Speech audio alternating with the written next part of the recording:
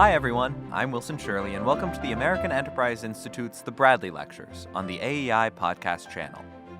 This year marks the 25th anniversary of Samuel Huntington's foreign affairs essay, The Clash of Civilizations. That piece followed a Bradley lecture of the same title he gave here at AEI in October of 1992. Huntington's hypothesis shook the prevailing wisdom of the post-Cold War world. It said not to expect the unfolding history to end to be defined by unipolarity or by competing ideological or economic interests. Rather, the world at the close of the 20th and beginning of the 21st centuries would be defined by clashing cultures and, by extension, civilizations. Since this lecture was given, Huntington's work has found a renewed and growing audience, with one author in the Washington Post calling him, quote, a prophet for the Trump era. As conflicts about immigration, the nation-state, and globalization rock the liberal world order, Huntington does indeed seem prescient. But his actual ideas are more complex than those who are familiar with little more than his titles might suggest. What is a civilization? How important is religion to civilizations? And how do ordinary people answer the question, not of what side they are on, but of who they are? Listening to Huntington in his own words helps us grapple 26 years later with what he got right, what he got wrong, and what only time will tell. And with that, here's Samuel Huntington on The Clash of Civilizations.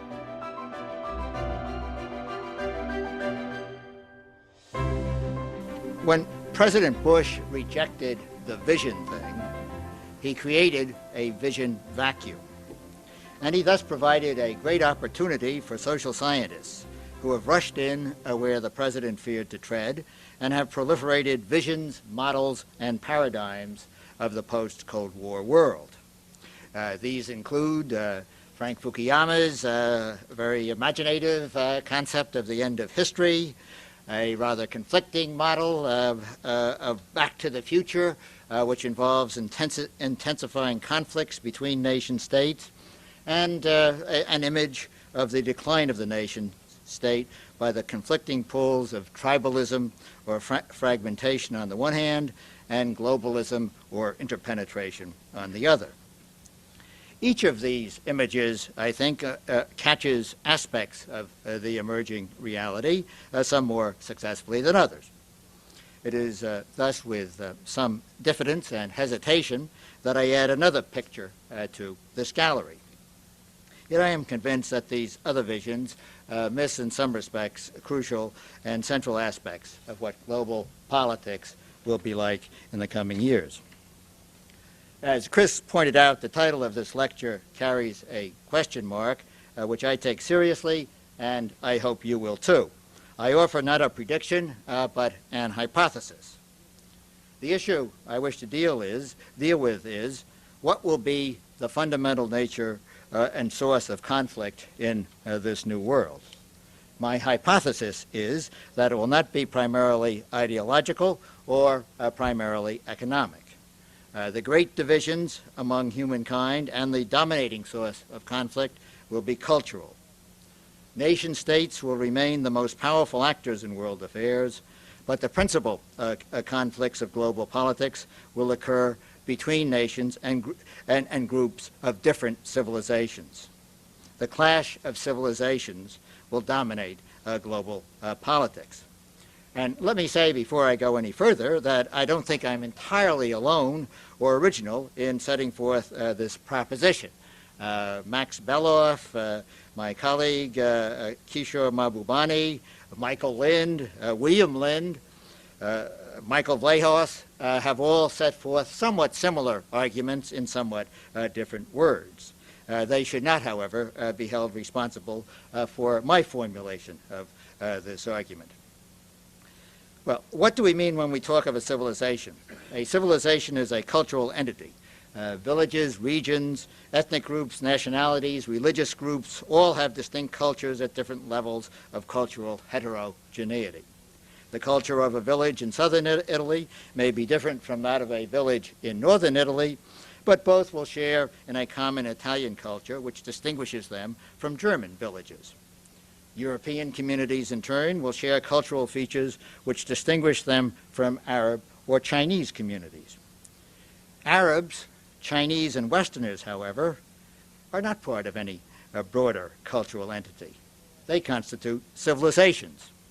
And so I would define a civilization as the highest cultural grouping of people and the broadest level of cultural identity people have short of the human race. Now, civilizations obviously may involve a large number of people, as is the case of China, or a very small number of people, as is the case with the Anglophone Caribbean. A civilization may include several nation states, as is the case with European, Latin American, and Arab civilizations, or only one, as is the case with Japan.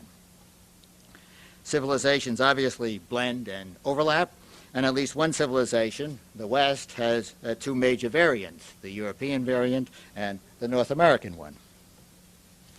Civilizations are nonetheless meaningful entities, and while the lines between them are seldom sharp, they are real. Civilizations are also dynamic. They rise and fall, they merge and divide, and as any student knows, they also disappear.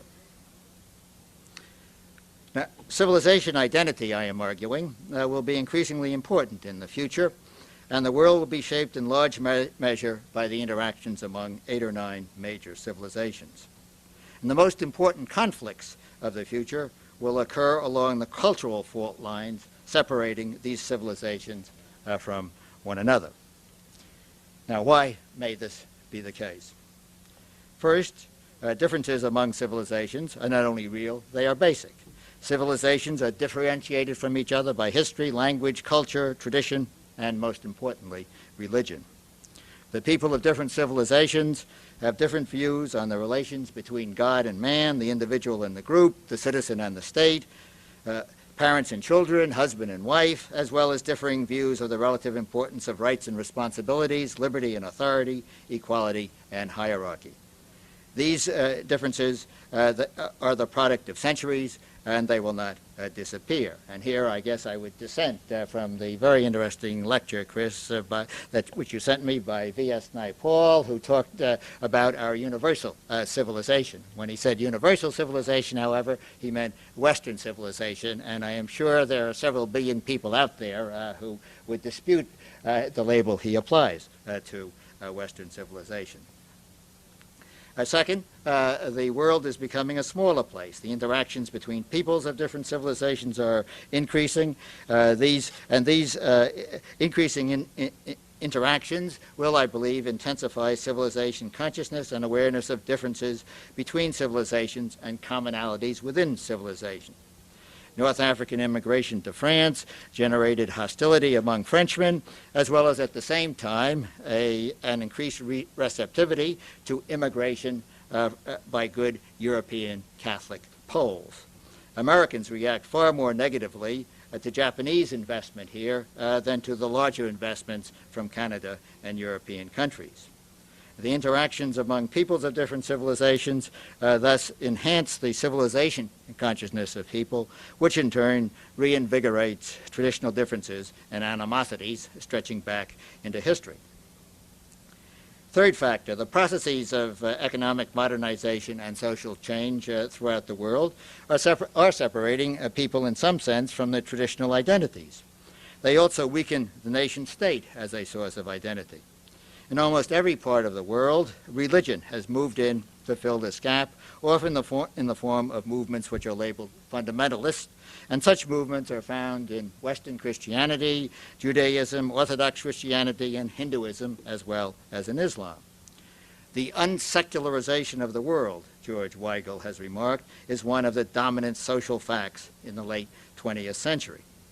And this revival of religion provides a basis for identity and commitment that transcends national boundaries and yet unites civilizations. Fourth, the growth of civilization consciousness is in some sense enhanced by the dual role of the West. On the one hand, the West would appear to be at a peak of power. At the same time, however, and perhaps as a result, a return to the roots phenomenon is occurring among non-Western civilizations. Increasingly, one hears references to trends towards a turning inward and Asianization in Japan, the end of the Nehru legacy and the Hinduization of India, the failure of Western ideas of nationalism and socialism in the Middle East, and hence the return to Islam, and now a debate over Westernization versus Russianization in Mr. Yeltsin's country. A West at the peak of its power thus confronts non-Wests that increasingly have the desire, the will, and the resources to shape the world in non-Western ways. Fifth, cultural characteristics and differences are less mutable and hence less easily compromised and resolved than political and economic ones. In the former Soviet Union, communists can become Democrats, the rich can become poor, the poor and the poor rich, but Russians cannot become Estonians and Azeris cannot become Armenians. In class and ideological conflicts, the key question was, which side are you on? And people could and did choose sides and change sides. In conflicts between civilizations, the question is, what are you? That is a given, and it cannot be changed, and as we know from Bosnia to the Caucasus to the Sudan, the wrong answer can have deadly consequences. Finally, among the factors that seems to me to be leading to an increased importance to civilizations, there is, in some cases, an economic factor which reinforces civilization consciousness and differences. Japan obviously constitutes not only a civilization, but also a formidable economic entity. The two variants of Western civilization are becoming economic entities. And in something which I don't think has received a great deal of attention, there would seem to be quite possibly an even larger, in the long term, economic entity emerging in Eastern Asia with China at its center, as the other Chinas in not just Hong Kong, but Taiwan and Singapore increasingly become linked up with the home country. And it seems to me we can look forward to an a Chinese economic bloc, as well as possibly a Japanese economic bloc emerging in East Asia. But if this conflict between civilizations develops, it will, I think, be the latest phase in the evolution of conflict in the modern world. And in some respects, perhaps also a return to pre-modern patterns. For a century and a half after the emergence of the modern international system with the Peace of Westphalia, the conflicts of the Western world were largely among princes, as emperors, absolute monarchs, and constitutional monarchs attempted to expand their bureaucracies, their armies, their economic strength, and most importantly, the territory they ruled. In the process, they created nation-states, and beginning with the French Revolution, the principal lines of conflict were between nations rather than princes. This 19th century pattern lasted until the end of World War I. At this point, as a result of the Russian Revolution and the reaction against it, the conflict of nations yielded to the conflict of ideologies. First between fascism and Nazism on one side and liberal democracy, and then in the second half of the century between Marxist-Leninism and liberal democracy. During the Cold War, this latter conflict became embodied in the struggle between the two superpowers, neither of which was a nation-state in the classical European sense, and each of which defined itself in terms of its ideology. These conflicts between princes, nation-states, and even ideologies were, however, almost entirely conflicts within Western civilization. William Lind has called them Western civil wars. With the end of the Cold War, however, international politics moves out of its Western phase, and its centerpiece becomes the interaction between the West and non-Western civilizations and among non-Western civilizations. The Cold War began when the Iron Curtain divided Europe politically and ideologically. It ended with the end of the Iron Curtain. As the ideological division of Europe has disappeared, the cultural division of Europe between Western Christianity on the one hand and Orthodox Christianity and Islam on the other has reemerged. The most significant dividing line in Europe, William Wallace suggested a couple of years ago, may well be the eastern boundary of Western Christianity in the year 1500. This line runs along what are now the boundaries between Finland and Russia, and between the Baltic states and Russia, cuts through Belarusia, and the Ukraine, separating the Catholic Western Ukraine from the Orthodox Eastern Ukraine, swings westward, separating Transylvania from the rest of Romania, and then goes through Yugoslavia almost exactly along the line now separating Croatia and Slovenia from the rest of Yugoslavia. In the Balkans, of course, this line corresponds with the historic boundary between Habsburg and Ottoman empires. The peoples to the north and west of the line are Protestant or Catholic. They shared the common experiences of European history, feudalism, the Renaissance, the Reformation, the Enlightenment, the French Revolution, the Industrial Revolution. They are generally economically better off than the peoples to the east, and they may now look forward to increasing involvement in a common European economy and the consolidation of democratic political systems. The peoples to the east and south of this line are Orthodox or Muslim. They historically belonged to the Tsarist or Ottoman empires and were only lightly touched by the shaping events of the rest of Europe. They are generally less advanced economically. They seem much less likely to develop stable democratic political systems. In some sense, one could say the velvet curtain of culture has replaced the iron curtain of ideology as the most significant dividing line in Europe. And obviously, as the events in Yugoslavia have shown, it is not only a line of difference, but also, at times, a line of bloody conflict. Conflict along the fault line between Western and Islamic civilizations has, of course, been going on in seesaw fashion for 1,300 years. First with the surge of Islam into Western Europe in the 8th century, then the Crusades in the 11th and the 13th century, then the rise of the Ottoman Turks from the 14th to the 16th centuries, culminating in their siege of Vienna. And then, of course, in the 19th and early 20th centuries, the reestablishment by Britain and France of Western control over most of North Africa and the Middle East. In this seesaw affair, after World War II, the West, in some respects, began to retreat. The colonial empires disappeared. First Arab nationalism and then Islamic fundamentalism manifested themselves. The West became heavily dependent on the Persian Gulf countries for its energy, and the oil-rich Muslim countries became money-rich and, when they wanted to, be weapons-rich.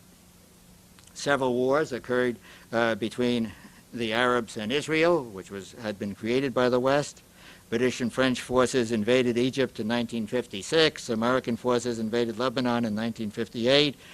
Subsequently, American forces returned to Lebanon, attacked Libya, and engaged in various military encounters with Iran. Arab and Islamic terrorists, supported by at least 3 Middle Eastern governments, bombed Western planes and installations and seized Western hostages. This intermittent struggle between the Arabs and the West culminated, of course, in 1990, when the United States sent a massive army to the Gulf to defend some Arab countries against aggression by another. This action obviously divided the Arab world between those governments allied with the U.S. and, on the other side, portions of their own population and other governments which opposed the U.S. action. Saddam Hussein and anti-Western Muslims attempted to define the war as a war between civilizations. In a famous tape that was very widely circulated in Saudi Arabia during the war, the Dean of Islamic Studies at the religious university in Mecca said, and I quote, "It is not the world against Iraq, it is the West against Islam." And of course, the outcome of this war left many Arabs feeling humiliated and resentful at the dependence of Arab countries on the West for their security and at the superiority of Western military power. This centuries-old military interaction between the West and Islam, it seems to me, is unlikely to decline in the future, and there are many reasons, which I won't go into, as to why it may become more virulent. And increasingly, people on both sides of this divide are coming to see this interaction as a clash of civilizations. I was interested to read a short while ago a statement by a leading Indian Muslim author who said, and I quote, The West's next confrontation is definitely going to come from the Muslim world.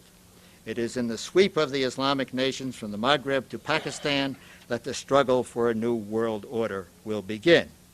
And he is echoing words which Bernard Lewis wrote a year or two ago in his essay on the roots of Muslim rage, where Lewis said, and I now quote him, "We are facing a mood and a movement far transcending the level of issues and policies and the governments that pursue them. This is no less than a clash of civilizations, the perhaps irrational but surely historic reaction of an ancient rival against our Judeo-Christian heritage, our secular present, and the worldwide expansion of both." Historically, the other great antagonistic interaction of Arab Islamic civilization has been with the pagan, animist, and now increasingly Christian black peoples to the south. In the past, this antagonism was epitomized in the image of Arab slave dealers and black slaves. It has recently been reflected in the ongoing civil war in the Sudan between Arabs and blacks, the fighting in Chad, and the recurring riots and communal violence between Muslims and Christians in Nigeria. The modernization of Africa, coupled with the rapid spread of Christianity, is likely to enhance the probabilities for violence in the future along this fault line. On the northern border of Islam, conflict has increasingly erupted between Orthodox and Muslim peoples, including, obviously, the carnage of Bosnia and Sarajevo, the simmering violence between Albanian and Serb, the tenuous relations between the Bulgarians and their Turkish minority, the fighting between the Georgians on the one side and the Abkhazians and South Ossetians on the other, the unremitting slaughter of each other by Armenians and Azeris, the tense relations between Russians and Muslims in Central Asia, and the deployment of Russian troops to protect Russian interests in Azerbaijan and Tajikistan. In Central Asia, religion reinforces the revival of ethnic identities and re-stimulates Russian fears about the security of their southern borders. Elsewhere in Asia, the conflict of civilizations also appears to be deeply rooted. The historic clash between Muslim and Hindu in the subcontinent manifests itself now not only in the rivalry between Pakistan and India, but also in intensifying religious strife within India between increasingly militant Hindu groups on the one hand and India's very substantial Muslim minority on the other. In East Asia, China now seems to be pursuing a collision course with many, if not most, of its neighbors. With the Cold War over, the underlying differences between China and the United States have reasserted themselves in areas such as human rights, trade, and weapons proliferation. In 1991, Deng Xiaoping reportedly asserted that a new Cold War, in his words, was underway between China and America. The same phrase has been applied to the increasingly difficult relations between Japan and the United States. Here, cultural differences exacerbate economic conflict. People on each side allege racism on the other side. But at least on the American side, the antipathies, in my view, are not racial but cultural. The basic values, attitudes, behavior patterns of the two societies could hardly be more different. The economic issues between the U.S. and Europe are no less serious than those between the U.S. and Japan, but they do not have the same political salience and emotional intensity because the differences between American civilization and European civilization are so much less than those between American civilization and Japanese civilization. Clearly, the interactions between civilizations vary greatly in the extent to which they are likely to be characterized by violence. Economic competition clearly predominates between the American and European sub-civilizations of the West and between both of them and Japan. On the Eurasian continent, however, the recent proliferation of ethnic conflict, epitomized at the extreme in ethnic cleansing, has not been totally random. It has been most frequent and most violent between groups belonging to different civilizations. In Eurasia, one could say the great historic fault lines between civilizations are once more catching fire.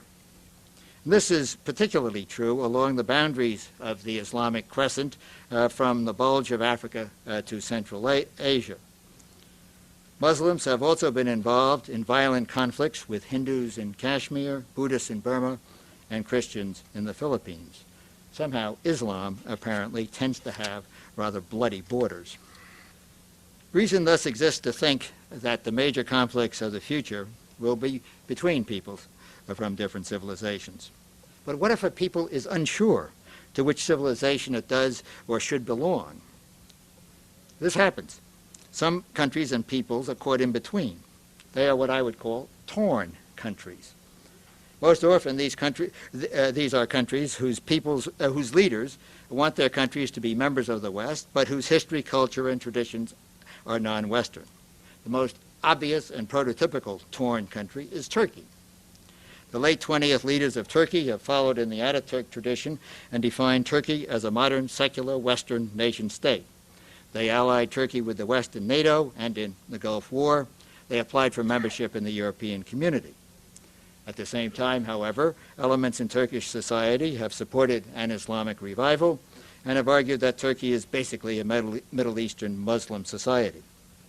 In addition, while the elite of Turkey has defined Turkey as a Western society, the elite of the West does not accept that definition.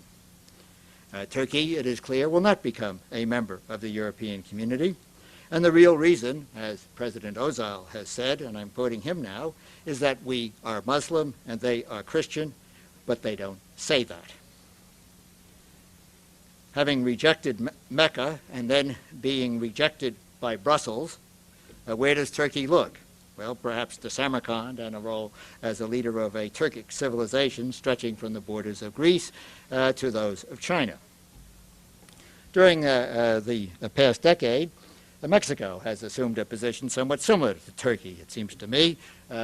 Mexico has abandoned its historic course of defining itself by its opposition to the United States, and instead is trying to imitate the U.S. and join the U.S. in NAFTA. And the Mexican elite is involved in a variety of fairly fundamental economic and reforms, which eventually will lead to political reforms. A short while ago, I was engaged in a discussion with a top advisor to President Salinas, who described at length all the changes the Salinas government was making in Mexico. And when he finished, I remarked that that's most impressive. It seems to me that basically you want to change Mexico from a Latin American country into a North American country. And he looked up at me with surprise and said, yes, exactly. That's precisely what we're trying to do, but of course we can't say so publicly. That, it seems to me, is a remark which indicates the problems of a torn country. Globally at present, of course, the most important torn country is Russia. The question of whether Russia is a part of the West or a leader of a distinct Slavic Orthodox civilization has been a recurring one in Russian history. That issue and that debate was suppressed during the period of communist rule, where the Russians imported a Western ideology, adapted it to Russian conditions, and then used that ideology to challenge the West. But with the end of communism, this debate has now, of course, reopened very vigorously within Russia. And I think it is fair to say it is rather unclear as to what the results of that debate will be. It is perfectly possible that having rejected communism, the Russians will now reject liberal democracy as well. And this could lead to the emergence of a traditional authoritarian nationalist Russia, which would have very different goals from either a Marxist Russia or a democratic Russia. And if, as the Russians stop behaving like Marxists and begin behaving like Russians, as a result, the gap between Russia and the West could widen. A Western Democrat could carry on an intellectual debate of some sort, at any rate, with a Soviet Marxist. It would be virtually impossible to do so, I think, with a Russian traditionalist.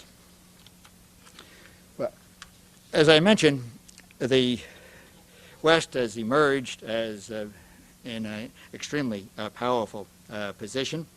And this, I think, is in the process of bringing about a reaction among the non-Western societies.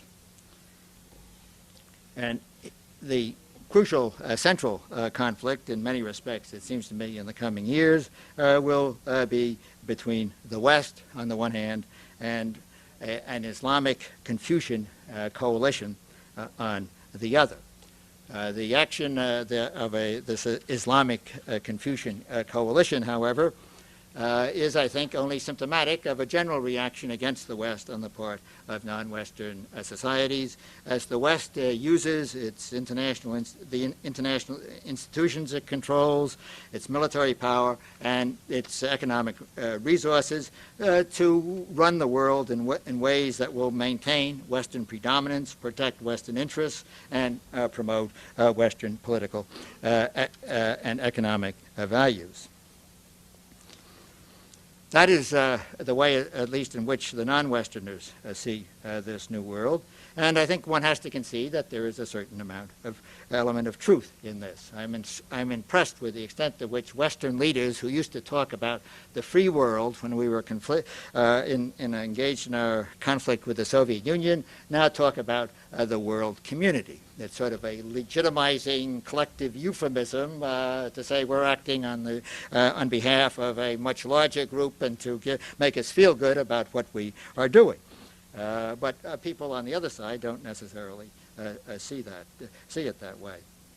And hence, I think a central axis of world politics will be in the future, in Kishore Mahbubani's phrase, the conflict between the West and the rest.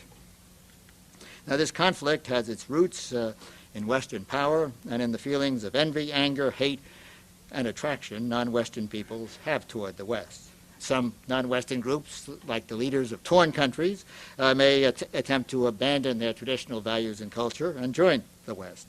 The leaders of other societies may follow a course of isolation and attempt to insulate their civilization from penetration or corruption by the West. More generally, however, non-Western civilizations are likely to attempt to compete with the West by developing their own economic, military, and political power. This conflict between the Islamic Confucian coalition and the West will, I think, be most notable in the military area. It has focused and probably will focus largely, although not exclusively, on nuclear, chemical, and biological weapons, ballistic missiles, and other sophisticated means for delivering these weapons, and the guidance, intelligence, and other electronic capabilities for achieving that goal. The West promotes non-proliferation as a universal norm and non-proliferation treaties and inspections as a means of realizing that norm. It also threatens a variety of sanctions against those who promote the spread of sophisticated weapons and proposes benefits for those who do not. The non-Western nations, on the other hand, assert their right to acquire and to deploy whatever weapons they think necessary for their security. They have also absorbed to the full the response of the Indian defense minister when asked what lesson he learned from the Gulf War. And he said, "Don't fight the United States unless you have nuclear weapons." Non-Western governments view nuclear weapons, chemical weapons, missiles, probably erroneously, as the potential equalizer of superior Western conventional power.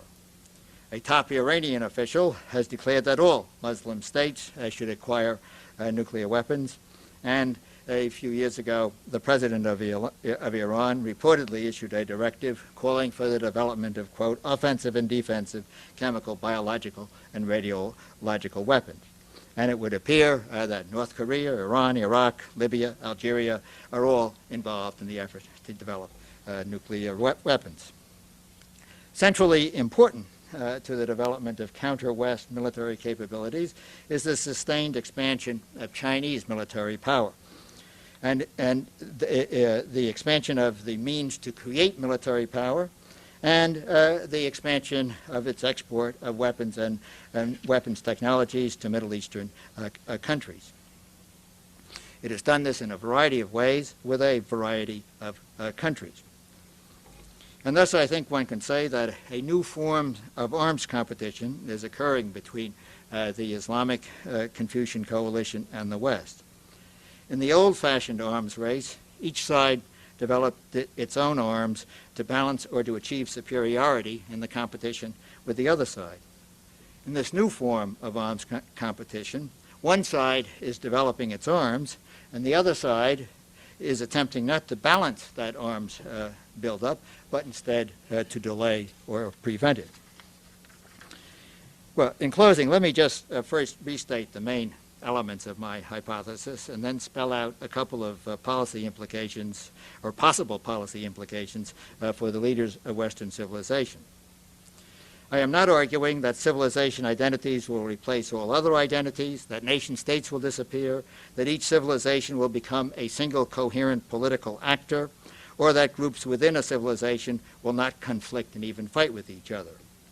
I am instead setting forth the hypotheses that differences between civilizations are real and important, civilization consciousness is increasing, that conflict between civilizations will supplant ideological and other forms of conflict as the dominant global form. International relations, historically a game played out within Western civilization, will increasingly be de-Westernized and become a game in which non-Western civilizations are actors and not simply objects. Conflicts between groups in different civilizations will be more frequent, more sustained, and more violent than conflicts between groups in the same civilization. Successful political, security, and economic international institutions will develop within civilizations, but with rare exceptions, and not across civilizations. The paramount axis of world politics will be the relations between the West and the rest, and these relations will be highly conflictual, focusing initially on the clash between the West and an Islamic Confucian coalition. Well, if these hypotheses should be borne out, what might be some of the implications for Western policy? These, I think, can be divided between short-term advantage and long-term accommodation. In the short term, it would appear to me to be in the interest of the West to promote greater cooperation and unity within its own civilization, particularly between the European and North American components, to incorporate into the West societies in Eastern Europe and Latin America whose cultures are close to those of the West, to attempt to promote and maintain cooperative relations with Russia and Japan, to limit the expansion insofar as that is possible of the military strength of Confucian and Islamic states, to exploit the differences and conflicts among such states, and to support in other civilization groups sympathetic to Western values and interests. In the longer term, other measures would be called for. Western civilization is both Western and modern. Non-Western civilizations have attempted to become modern without becoming Western. To date, only Japan has fully succeeded in this quest. Non-Western civilizations will continue to attempt to acquire the wealth, technology, skills, machines, and weapons that are part of being modern. They will also attempt to reconcile this modernity with their traditional culture and values. Their economic and military strength relative to the West will increase. The West, consequently, will increasingly have to accommodate to these non-Western modern civilizations whose power approaches that of the West, but whose values and interests differ significantly from those of the West. For the West, this will require a much more profound understanding of the basic religious and philosophical assumptions underlying these other civilizations and the ways in which people in those civilizations see their interests. It also will require a major effort to work out arrangements for Western coexistence with these civilizations based on the common needs of an increasingly interpenetrated modern global society. Thank you for listening to today's Bradley Lecture. I'm Wilson, and I surely hope you enjoyed it. Tune in to the AEI Podcast channel for more, and be sure to review us and subscribe on your podcast player of choice. Until next time, we'll see you then.